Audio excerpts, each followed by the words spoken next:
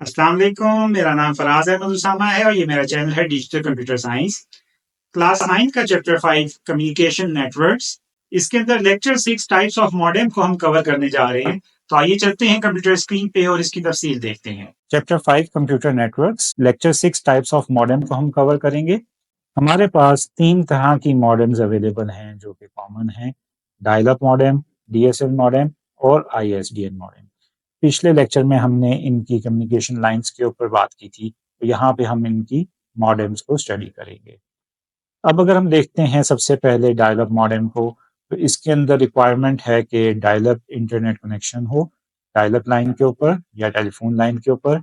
अब हम इसको देखते हैं कि ये एक शॉर्ट फॉर्म है मॉड्यूलेटर एंड डीमॉड्यूलेटर। मॉड्यूलेटर में से जो पहले 3 लेटर्स हैं एमओडी, और डीमॉड्यूलेटर्स में से पहले 3 लेटर एमओडी के साथ डीईएम मिला के इसका जो कंप्लीट वर्ड बनता है उसको हम मॉडेम कहते हैं, जिसका पर्पस है मॉड्यूलेशन या डीमॉड्यूलेशन। अब ये जो प्रोसेस है मॉड्यूलेशन का और डीमॉड्यूलेशन का जो कि इस्तेमाल होता है डायल अप के अंदर, इसमें क्या होता है, मॉडेम एक्सेप्ट करता है डिजिटल डाटा को और कन्वर्ट करता है इसको एनालॉग सिग्नल के अंदर, जिसको मॉड्यूलेशन कहा जाता है। एनालॉग सिग्नल्स ट्रांसमिट होते हैं टेलीफोन लाइन पे, डिजिटल सिग्नल पॉसिबल नहीं है। जबकि हमारे पास अगर कोई डिवाइस है जो कि कंप्यूटर है या कंप्यूटराइज्ड है, तो उसके अंदर हमारे पास डिजिटल डाटा या डिजिटल सिग्नल्स होते हैं। इसकी रिक्वायरमेंट है कि कन्वर्ट किया जाए एनालॉग के अंदर, और इसके लिए हम यूज़ करते हैं मॉडेम को। इसी तरह अगर हम देखते हैं कि मॉडेम की कनेक्टिविटी है रिसीविंग एंड के ऊपर, तो ये यूज़ होगी कन्वर्ट करने के लिए एनालॉग सिग्नल्स को डिजिटल सिग्नल्स के अंदर, जिसको डीमॉड्यूलेशन कहते हैं।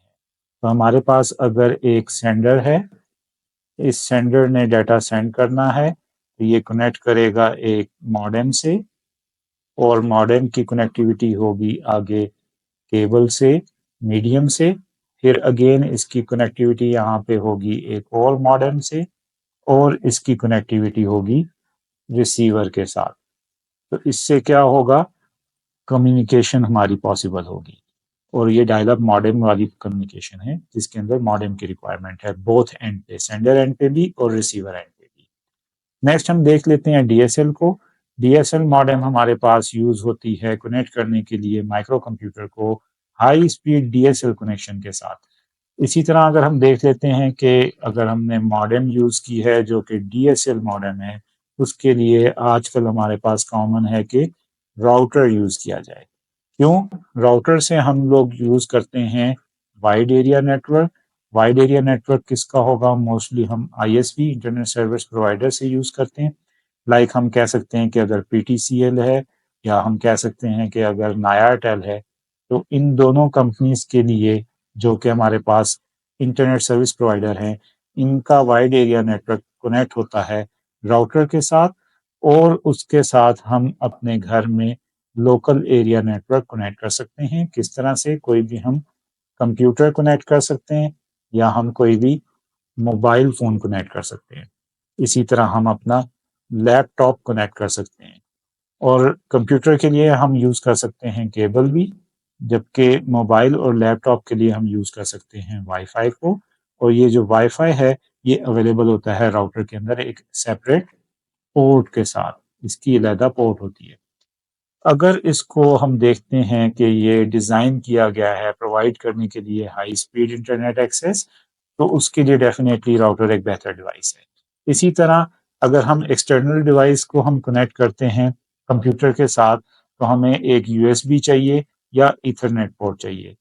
यूएसबी के थ्रू हम कनेक्ट कर सकते हैं कोई भी, अगर हम कहते हैं कि डोंगल कनेक्ट कर सकते हैं, और इसकी वजह से हमें ऑप्शन अवेलेबल होगा वायरलेस कनेक्टिविटी। ईथरनेट पोर्ट का मतलब है कि इससे नेटवर्क इंटरफेस कार्ड, जिसको हम कनेक्ट कर सकते हैं केबल के साथ। नेक्स्ट हम देखते हैं आईएसडीएन मॉडेम को।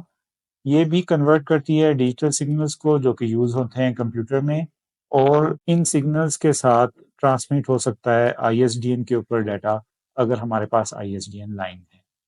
क्योंकि कंप्यूटर अगर हम यूज़ कर रहे हैं, या कोई भी ऐसी डिवाइस है जो कंप्यूटराइज्ड है, लाइक अगर हम बात करते हैं मोबाइल की, तो इन दोनों के अंदर हमारे पास जो डाटा है वो डिजिटल फॉर्मेट में है।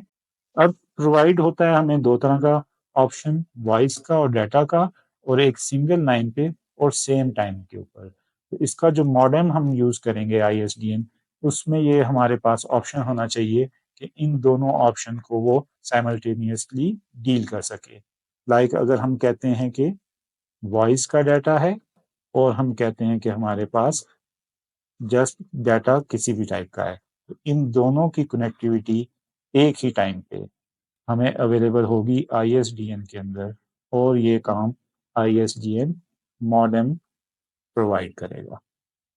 यहाँ पे हमारा आज का लेक्चर कंप्लीट होता है। तो अगर आपको ये वीडियो पसंद आई हो तो इसको लाइक करें और शेयर करें और चैनल को सब्सक्राइब करें ताकि मजीद इसी तरह की वीडियोस आपको मिलती रहें और आप ऑनलाइन कंप्यूटर साइंस पढ़ते रहें। Thank you very much. Allah Hafiz.